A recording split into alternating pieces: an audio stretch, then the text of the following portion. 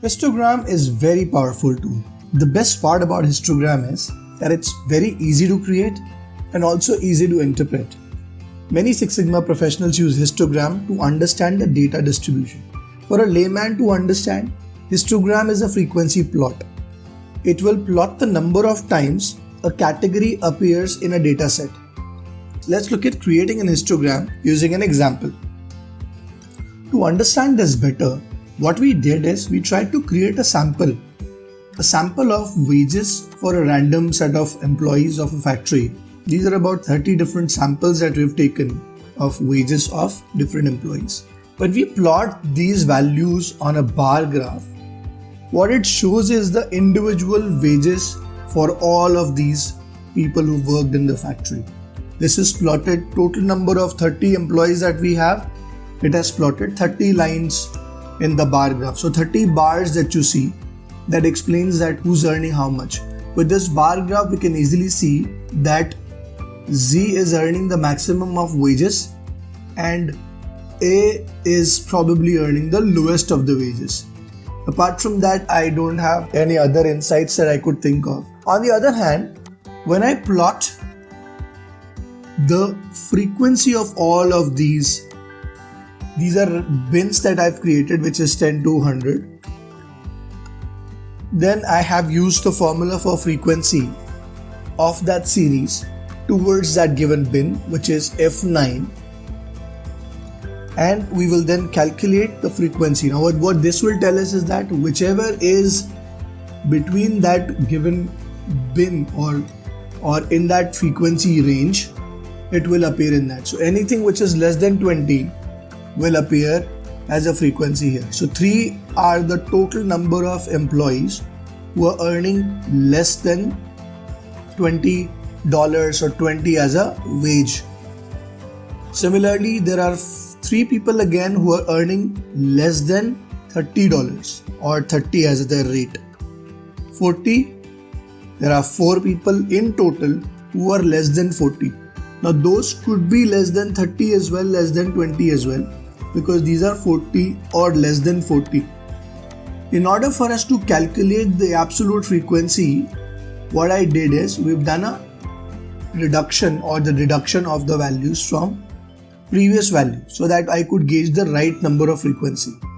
In order for me to know how many people are there less than 10, there are 0, less than 20, there are 3, and so on and so forth. So this is how the frequency is plotted. Now with this frequency plot, we can easily say that there are majority of our people, out of the 30 people, majority of them are getting a wage of close to 70 and 80. Majority of them, because you can see these bars are, or these frequency plots are bigger than the other bars that you see. This is the power of the histogram. What this immediately tells us is that where is our population lies? What is the majority of the population? If you were to get a huge data that you want to analyze, and if you would plot it on a histogram, it is going to straightforward give you the distribution. Now let's look at a larger sample size using a Minitab as to how would the histogram be created. I have got these random numbers generated for about 1000 samples. And I'm going to paste this to Minitab and then see how the histogram gets created in Minitab. I go to graph, I click on histogram, and it says it will examine the shape and spread of your data by using bars to show frequency of data within each interval. It works best with moderate to large samples, especially when it's greater than 20.